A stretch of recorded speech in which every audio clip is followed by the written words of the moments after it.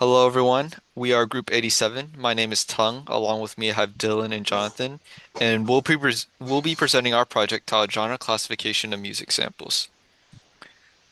So, music has evolved with the internet, and it allowed artists to share their songs to a wider range of audience.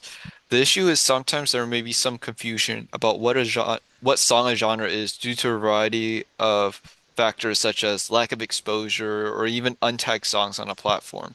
Our goal is to create a model that will be able to identify the genre of specific sound snippets to allow people to find songs within that genre so um, that maybe they'll enjoy. So the data set we're using is the Gazan 8, which we got from Kaggle. It has 1,030-second audio files and a MEL spectrogram to accompany that. The input of our model is a spectrogram, and the model should be able to output the genre of that spectrogram. So just to give an overview of what a spectrogram is, it's a visual representation of the frequency content of an audio file over time. So looking at these examples, the x-axis represents the time, whereas the y-axis represents the frequency, and the color intensity represents the amplitude or energy. So bright areas like yellow indicate higher intensities, while darker areas like blue indicate lower intensity. So the spectrograms that we were provided on Kaggle contain a white border and lots of empty spaces. So we believe that would muddy the results of our model. So to resolve this problem, we created a script where it would convert a WAV file into a spectrogram. And the new spectrogram does not feature any white borders. So we put that into our model, and the model will make a prediction on those new spectrograms. So for our methodology, we use ResNet 18.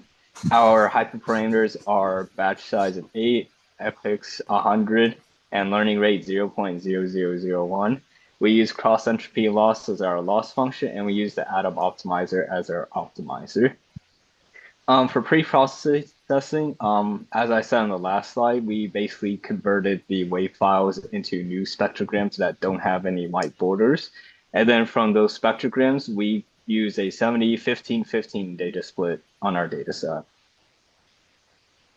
For hyperparameter tuning, we tune batch size, learning rate, and epochs all individually.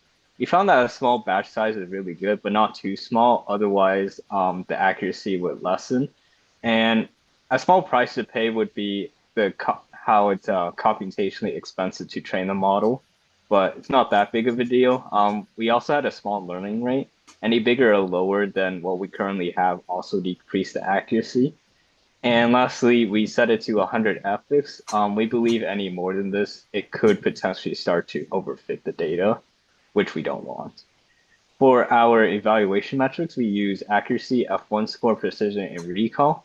Accuracy is just to measure how many of the labels are predicted correctly, while F1 score is designed to get a harmonic mean between precision and recall. And lastly, we output a confusion matrix to determine which genres were classified the best and which ones weren't. So for our results, the left side is our baseline results, while right is our final model, ResNet 18. As we can see, with a training accuracy of 99%, our baseline model showed obvious signs of overfitting, while the testing metrics were only around 50%. However, ResNet 18 showed a marked improvement, with around 88% for all metrics, showing that our model is not overfit, and the accuracy, precision, recall, and F1 score all show marked improvements. Here we have precision. Next, yeah. Here we have precision recall and thus F1 score for each category. Even the categories are incorrectly classified with a baseline were fixed.